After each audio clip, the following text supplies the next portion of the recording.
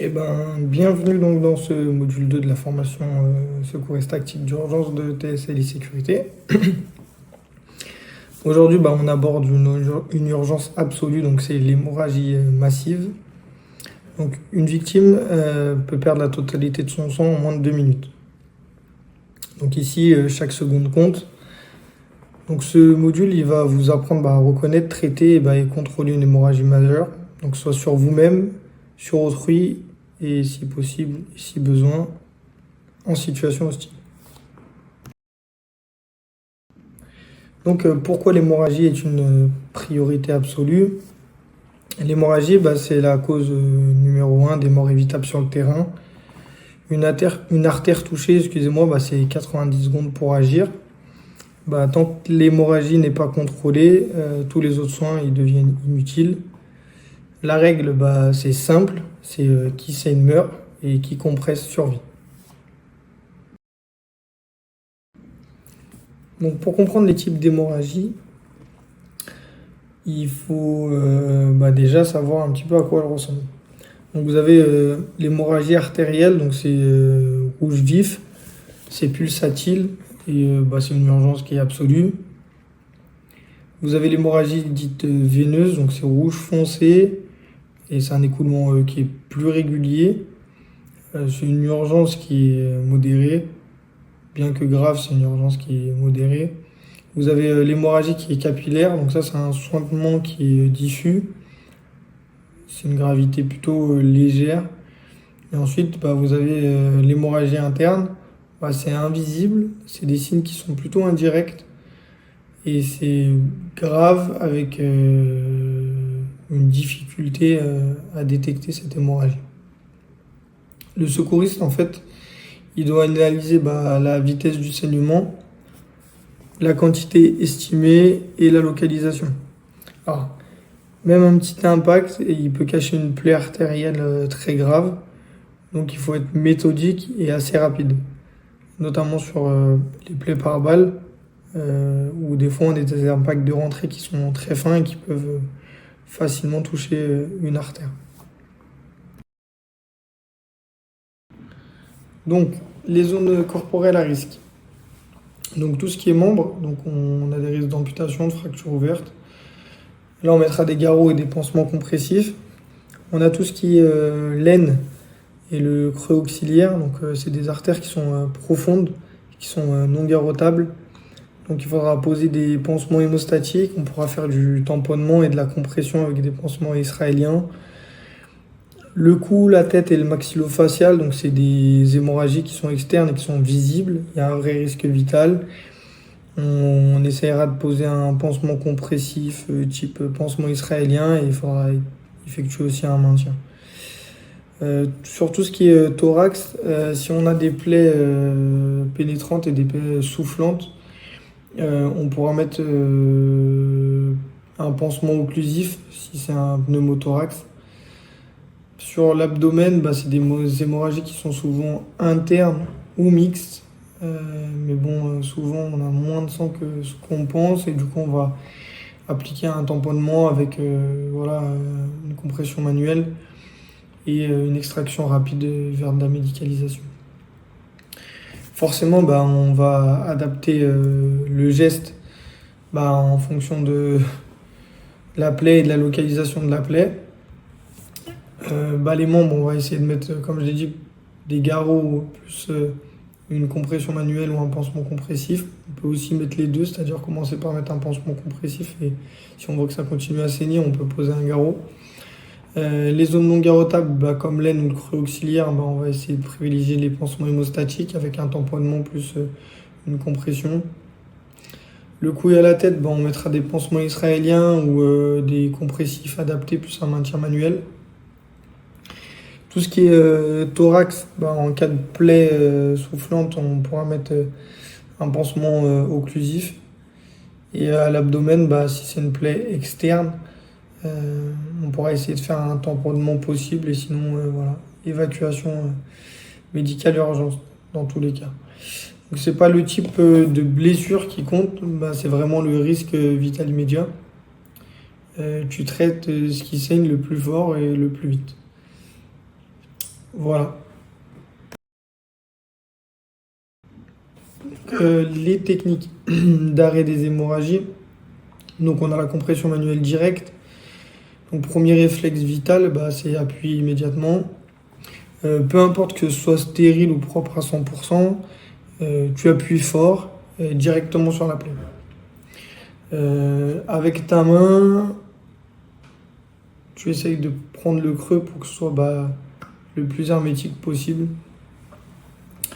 Et si tu peux pas, et si tu as quelque chose pour quand même mettre entre ta main et la plaie, tu le mets.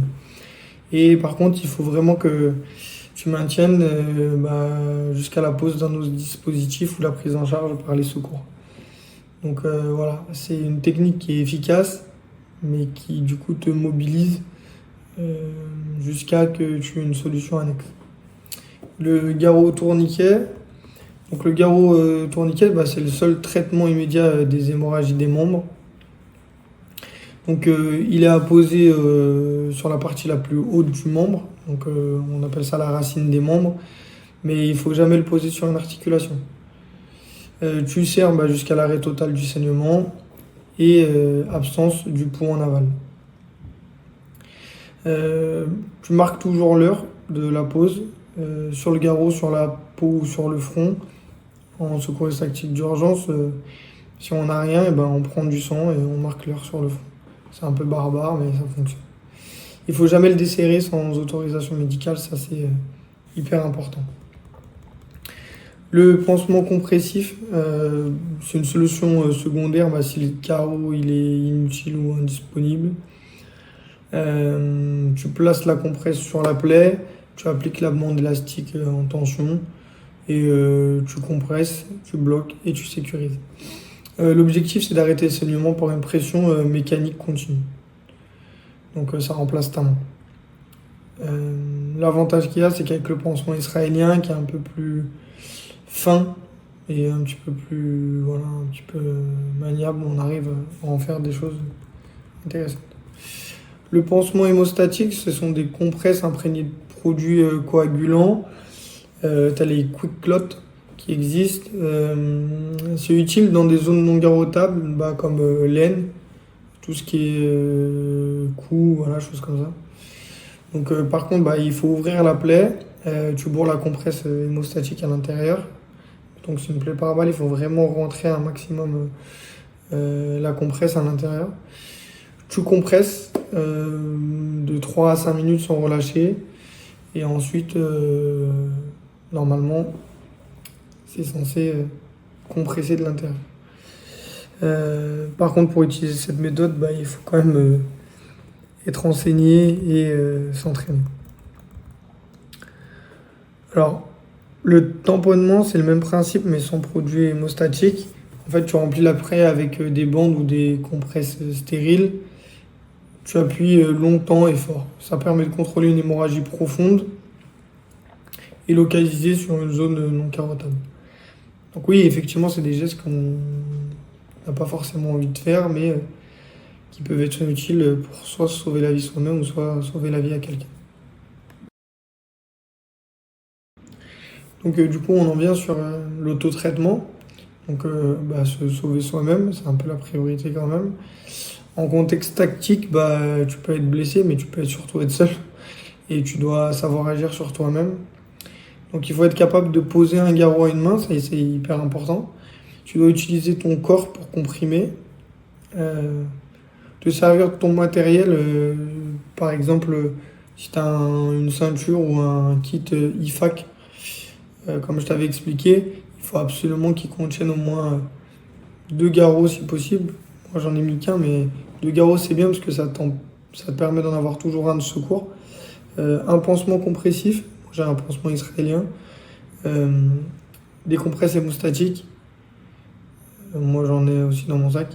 Après une paire de gants c'est toujours utile, et des compresses. Tu peux prendre un feutre comme je t'ai dit pour marquer l'heure de la pose du garrot. Moi je sais que je l'écris voilà, sur le bras si j'ai quelque chose, sinon bah, j'utilise ce que j'ai pour marquer l'heure. Une montre, c'est bien aussi pour savoir l'heure et sans avoir utilisé son portable et ainsi de suite. Donc les pièges classiques entre guillemets à éviter, c'est ce qu'on trouve un peu trop souvent. C'est les garrots qui sont mal serrés, parce que les garrots mal serrés, bah, c'est inefficace. Vous allez voir quand vous allez vous poser un garrot vous-même, vous allez le poser à quelqu'un, si vous le posez bien, ça fait mal. Donc oui, la victime va avoir mal, mais tant que ça n'arrête pas de saigner, il faut serrer. Oubliez l'heure, parce que ça engendre une mauvaise gestion médicale, euh, parce qu'il y a des toxines voilà, qui vont se mettre en place, et pour desserrer le garrot, c'est important de savoir depuis combien de temps le garrot a été posé. Les plaies oubliées, ça aussi, c'est un des classiques un peu à éviter parce qu'on a des hémorragies secondaires en fait qui sont fatales parce qu'on a traité l'hémorragie principale et on est passé complètement à côté de l'hémorragie secondaire et ça peut être vraiment fatal pour la victime. Les compressions qui sont mal faites parce qu'en fait il y a une reprise du saignement et ça aussi ça peut être fatal. Et les soins non priorisés parce que ça c'est vraiment une perte de temps. Il faut que ce soit rapide, il faut que ce soit clair et que ce soit toujours en mode survie. Les hémorragies massives, c'est quelque chose à prendre en compte immédiatement. Il ne faut pas réfléchir, il faut poser le garrot au moins 30 secondes. Il faut traiter les hémorragies secondaires. Donc oui, et petit à petit, on va voir que dans les étapes, il y a un cheminement qui est à prendre en compte entre savoir se situer, savoir appréhender la situation, faire un bilan sommaire. Si c'est une hémorragie massive, il faut intervenir tout de suite. Il peut y avoir des hémorragies secondaires. Donc, il y a des pièges à éviter et c'est bien de comprendre avant de se retrouver face à ça pour pas tomber dans ces pièges-là.